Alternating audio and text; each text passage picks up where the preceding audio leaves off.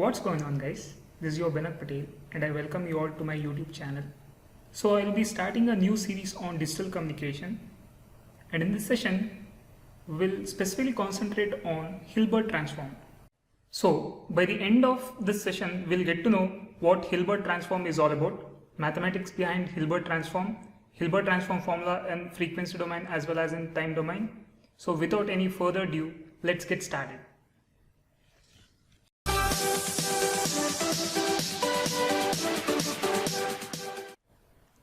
So we'll see what Hilbert transforms are all about. So before we get to know about Hilbert transform, let's first have a quick recap of Fourier transform and Laplace transform. So let me just write formula of Fourier transform. So Fourier transform is something when applied onto a signal, it changes its domain from time domain to frequency domain.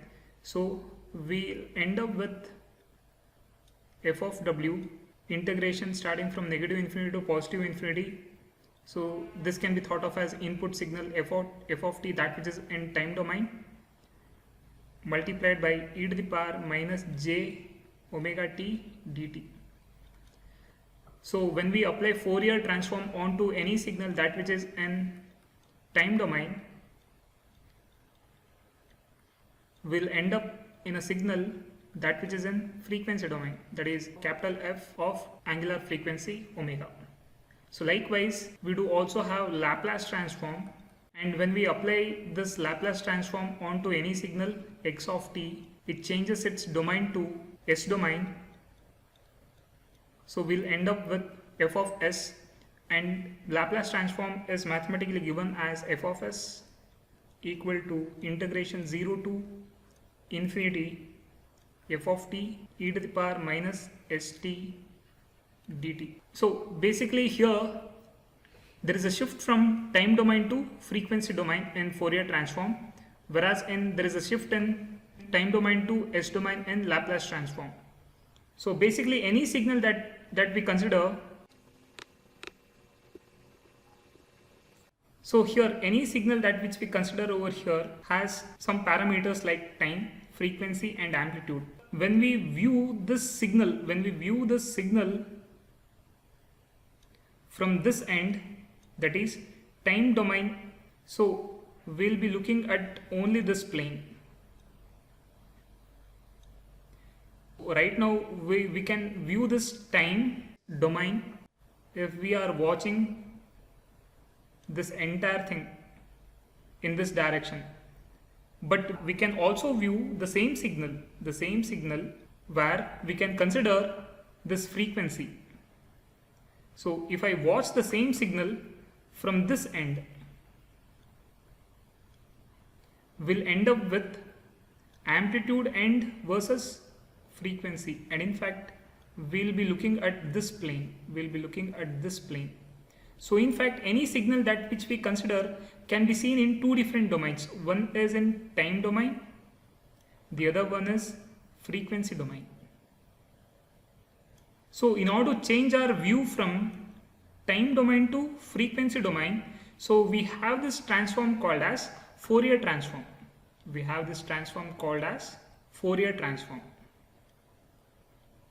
So what it does is it changes our direction of viewing the same signal from time domain to frequency domain.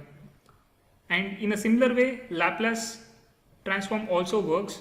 Only thing is it changes time domain signal to S domain.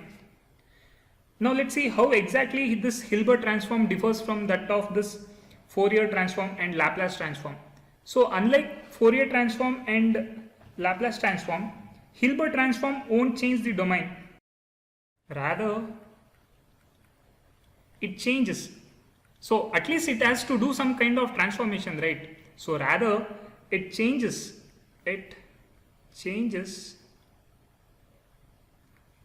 the each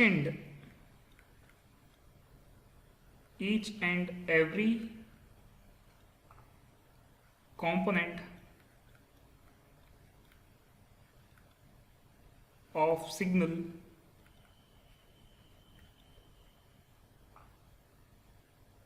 frequency by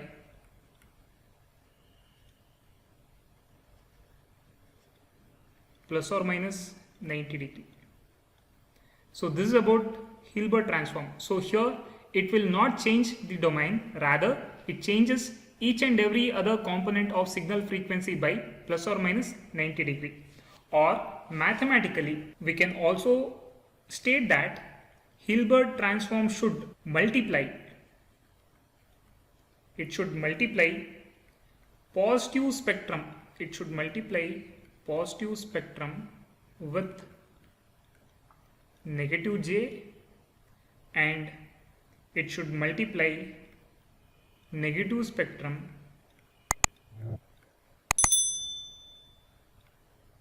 with positive J. So such is our Hilbert transform. So here spectrum means the frequency value. I am using the term spectrum in order to indicate frequency. So if x of t is my input signal in time domain, and when I pass this x of t via Hilbert transform, so this block I'll call it as Hilbert transform block, I'll end up with the transformed signal x cap of t. So Hilbert transform is indicated in terms of cap. So here we'll get an output that which is Hilbert transform of the input signal, that which is x of t. And you can see that we are still in time domain. We are still in time domain, that which is indicated by this t. So there is no change in the domain. So here I can think of this x cap of t as equal to input signal x of t, and if I think of this Hilbert transform block to be containing some transfer function, let's say h of t, we can get this output signal x cap of t by convolving input signal x of t with that of the transfer function of this Hilbert transform, that which is h of t. So x cap of t is equal to input signal convolved with transfer function h of t. Now to this Hilbert transform x cap of t, if I apply Fourier transform on both sides, I'll get it as equal to Fourier transform of x cap of t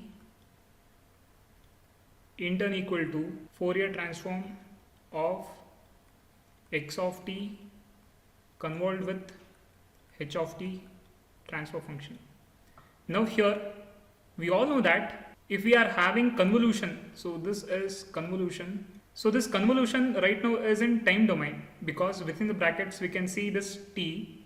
So convolution in time domain is as good as multiplication in frequency domain, and we can land onto that frequency domain because of this Fourier transform, because we all know that frequency transform is something that which converts time domain to frequency domain. So in our next step I can rewrite the same above equation as capital X of f,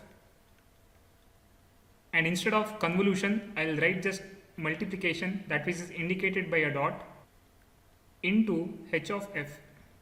So this entire thing is equal to Fourier transform of x cap of t.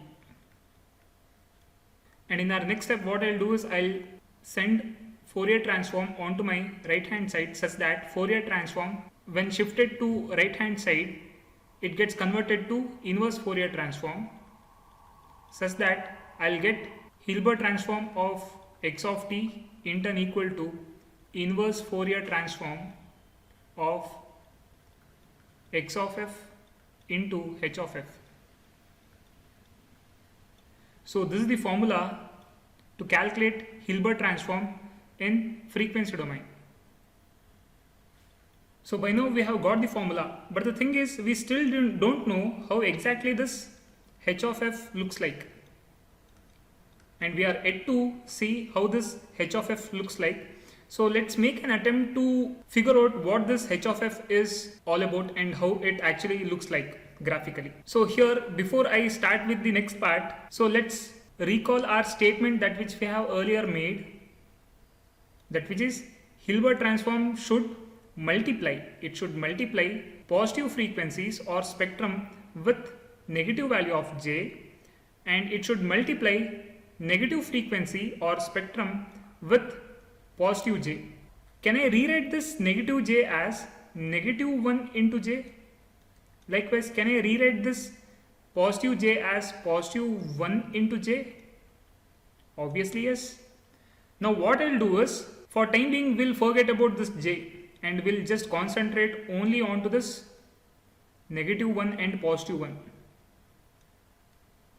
So now, do I have any signal that which has such kind of characteristic, like it has some negative 1 amplitude for positive frequencies and positive 1 amplitude for negative frequencies, or any signal that which is close to that pattern? Take your time, just think about it. Do we have any answer? Yes, we do have an answer. That is, we do have a signal that which we have already studied, and it's called as signum. And this signal is a signal that which looks like this. So signum is a function that which has 3 values. It can take on 3 values. That is, it takes positive 1 for frequencies that which are greater than zeros, and it has the magnitude equal to 0 for frequency value equal to 0, and it takes value, amplitude value negative 1 for negative frequencies. So here the amplitude is +1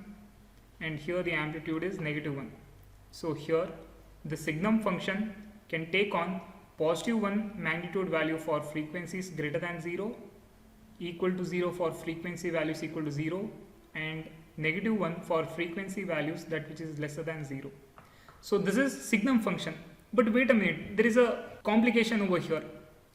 So here what do we want? We want a signal such that it should multiply positive frequencies with -1. But here it's not the case. Here still I'm having positive 1 for positive frequencies and -1 for negative frequency. So only thing that I got to do is I got to flip it just in order to meet our condition. That is, for positive frequencies I should multiply it with -1 amplitude, and for negative frequency value I got to multiply it with positive 1 magnitude value. So in order to flip this, all I got to do is I got to multiply this signum function with negative sign. So here if I multiply this signum function with negative sign, the entire thing flips vertically, such that we'll end up with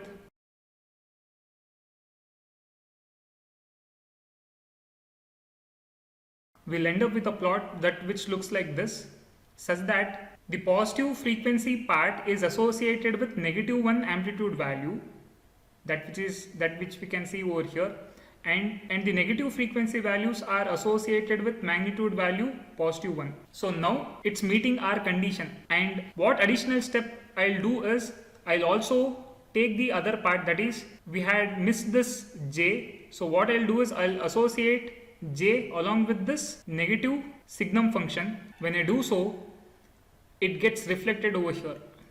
So in fact, we ended up with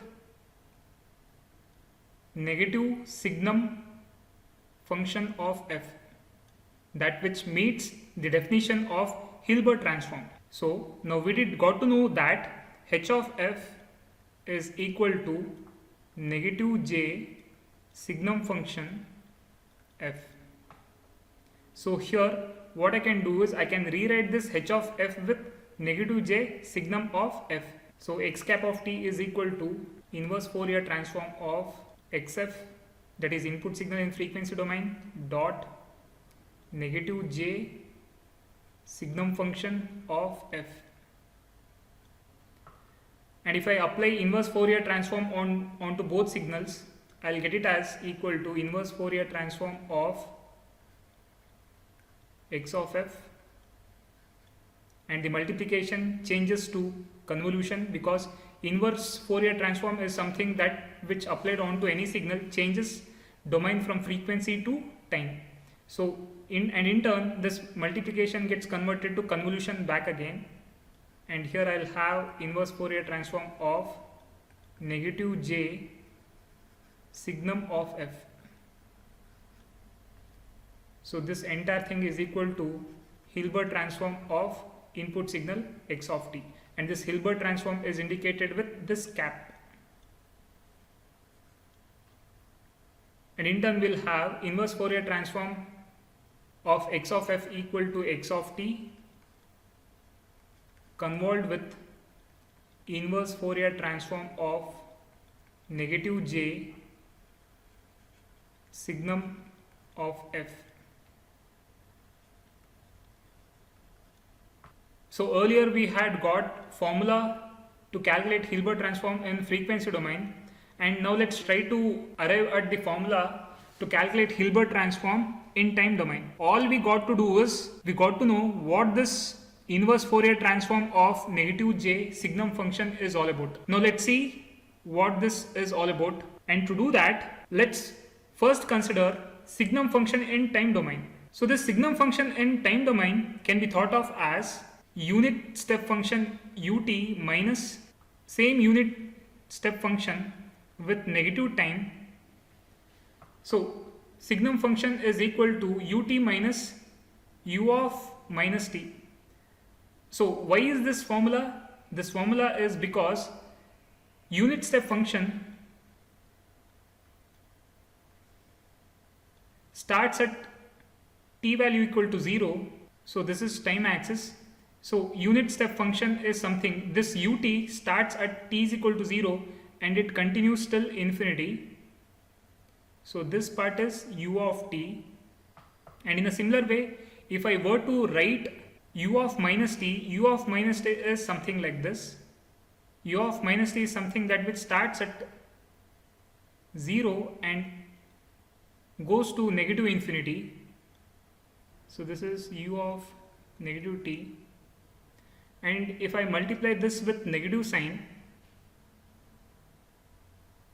so it gets associated with an amplitude value equal to -1, such that earlier we had this +1, now this thing flips horizontally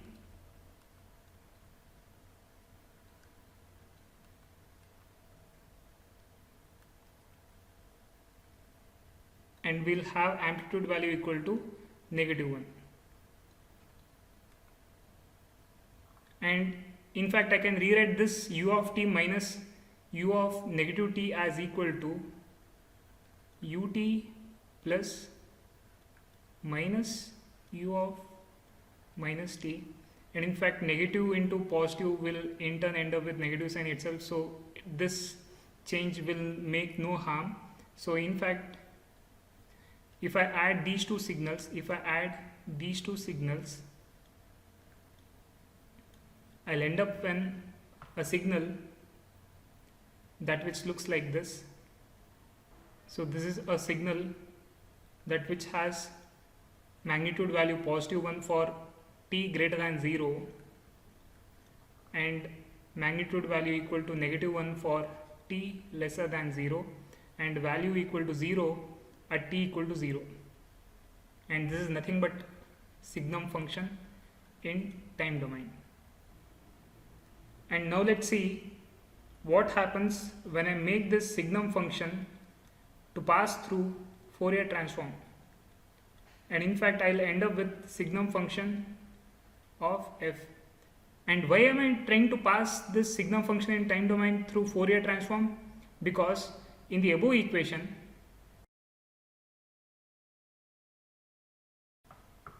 we are having this signum of f, and we got to see how exactly this look like. So now to check whether I can pass this signum function that which is in time domain through Fourier transform, there is a condition, and that condition is for any function that which can be made to pass through this Fourier transform, that signal should be absolutely integrable. Any signal in general x of t that which we pass through this Fourier transform, before I pass this signal it should meet certain condition, and that condition is absolutely integrable. Only absolutely integrable signals can be made to pass through this Fourier transform. And now let's check whether this signum function in time domain is absolutely integrable or not. And this absolutely integrable condition mathematically is given as integration starting from negative infinity to positive infinity of modulus of signum function in time domain dt, and this should be lesser than that of infinity. Only then we can say that a signal is absolutely integrable. Now we all know how exactly signum function looks like. So signum function is a signal that which takes positive value 1 for t greater than 0 and negative value 1 for t lesser than 0. So this is signum function. And when I apply modulus sign to this signal, the negative value changes to positive 1. So, and in fact this line that which I am having below the time axis shifts to positive 1 such that we'll have this. So after applying this modulus operation, we'll have this straight horizontal line that which is having amplitude value equal to positive 1. So this is mod of signum function in time domain, and this integration starts from negative infinity to positive infinity, and this is nothing but integration of this kind is nothing but it's equal to area under the curve. So we are talking about area under this curve, and this looks like a giant rectangle whose height is fixed to 1, whereas its length is equal to infinity. So, and we all know the area of rectangle, that which is equal to L into H. So here length is infinity times H is 1, and in fact infinity multiplied with any value will end up with infinity, and in fact this condition of absolutely integrable is getting defeated. So, or in other words, signum function in time domain is infinite, or it's not absolutely integrable. So, and we cannot pass this signum function that which is in time domain to go through this Fourier transform. Now, how do I find signum of f then? Somehow I got to get Fourier transform of signum function that which is in time domain. We want to achieve this, and in order to achieve this, what we'll do is, anyhow this signum function is not absolutely integrable. So what we'll do is we'll forcibly try to make it absolutely integrable by changing its shape. We all know that signum function in time domain looks like this. So this is signum function in time domain. Now what change I'll try to do to this signal is, because this is not converging, I'll forcibly make this converging such that I'll associate, instead of this horizontal line, I'll change the shape of the curve to, or I'll bring in some exponential component that which is decreasing. So thereby this is e to the power minus at, and somewhere at infinity this it will meet, its amplitude value will be equal to 0. Likewise here I'll associate again exponentially increasing function e to the power at, such that somewhere at infinity I'll achieve this thing will meet 0 value. And in fact I can rewrite this changed signum function in time domain equal to limit such that a value tends to 0 of e to the power minus at ut, because this unit step function is right now being multiplied with negative,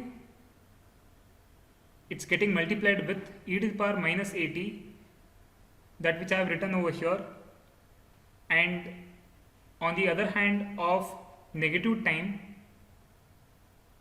it's getting multiplied with e to the power at dot minus t. Now to this signal, if I apply Fourier transform,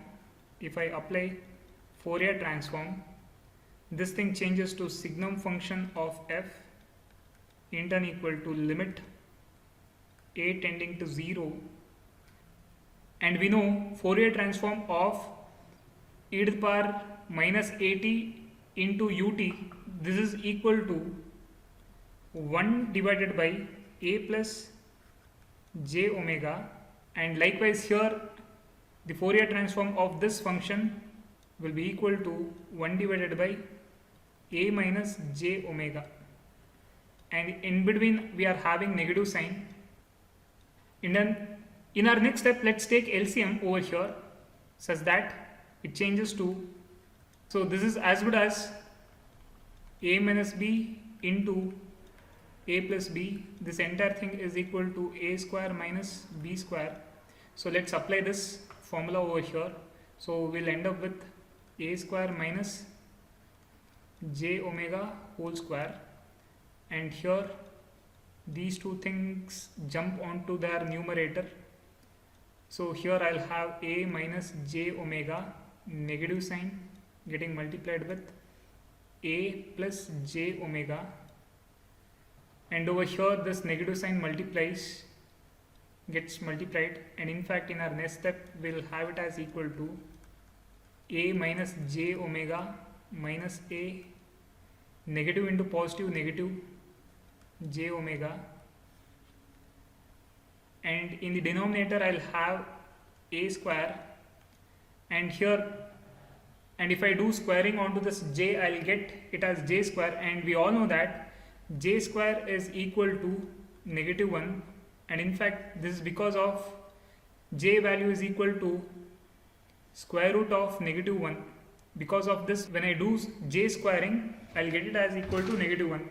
So because of that, I'll have j square as equal to negative 1, and when negative 1 gets multiplied with this negative sign, I'll get it as equal to positive.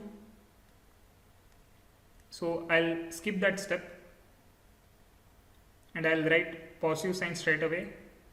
And on our numerator, we are having this a in same magnitude but associated with different signs, so thereby it gets cancelled out, and we'll be left out with negative 2 times j omega divided by a square plus omega square. And when I apply limit a tending to 0, so here this a square vanishes and we'll be left out with negative 2 j omega divided by omega square. Omega on the numerator and on the denominator gets cancelled, and we'll get it as it equal to negative 2j by omega. And here, just in order to bring this j onto the denominator, what we'll do is we'll multiply and divide both numerator and denominator by j, such that here I'll get j square and here I'll have j omega. And we all know that j square is negative 1. Negative 1 when multiplied with negative sign, we'll get it as negative into negative positive. So it's 2 by j omega. So by now we got to know that signum function of f is equal to 2 times that of 1 by j omega. And in turn, if we substitute the value for this omega, that which is angular frequency, we'll get it as 2 pi f, such that 2 gets cancelled out, and we'll get it as equal to 1 by j pi f. So signum function in frequency domain is equal to 1 by j pi f, and here I can cross multiply this j onto LHS side, such that we'll end up with j times signum function of f in turn equal to 1 by pi f.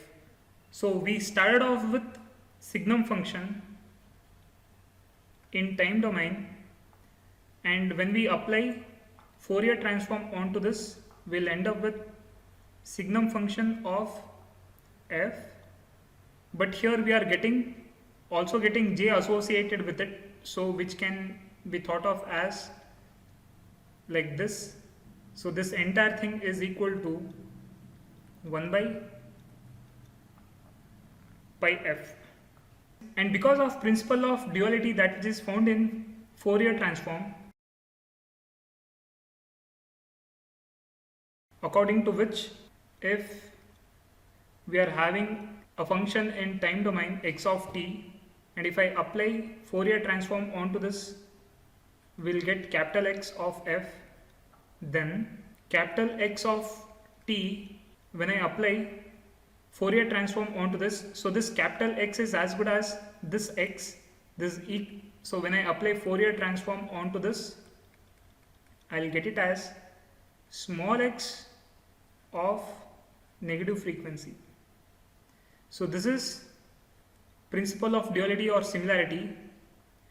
So let's consider this principle of duality over here. Now let me consider the first part of this principle of duality, and I can map this x of t onto j times signum of t, and when I apply Fourier transform onto this x of t, this is as good as applying Fourier transform onto this j signum function of t. So, and I'll end up with capital X of f, that which is as good as this value, that which is 1 by pi f.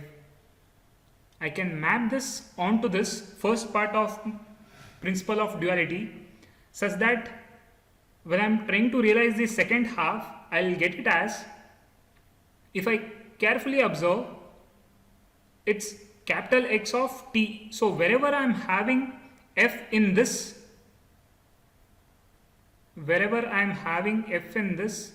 I got to replace it with t such that I'll get it as 1 by pi t Fourier transform, and over here whatever I'm having on my left hand side, that is in time domain, it changes to j signum function of negative frequency. And the other beauty of this signum function is that it's a odd function. We can call a signal as odd signal if x of minus f is equal to negative of x of f. So such kind of signal can be called as odd function, and this signum function is an odd function. Here we can clearly see that it's an odd function such that the negative sign that which we are having inside can be taken outside. So the above equation can be rewritten as 1 by pi t Fourier transform is equal to negative j signum function of f. So if I rewrite this in terms of negative j signum function of f, so when I make this frequency domain signal to pass through inverse Fourier transform, all I'm trying to take is vice versa part. So if I make it to go through inverse Fourier transform, I'll end up with 1 by pi t. So right now we have successfully got the value for negative j signum function of f, so that which we had in this formula. So right now we successfully got to know the inverse Fourier transform of this negative j signum function of f, that which is equal to 1 by pi t. So over here x cap of t is in turn equal to x of t convolved with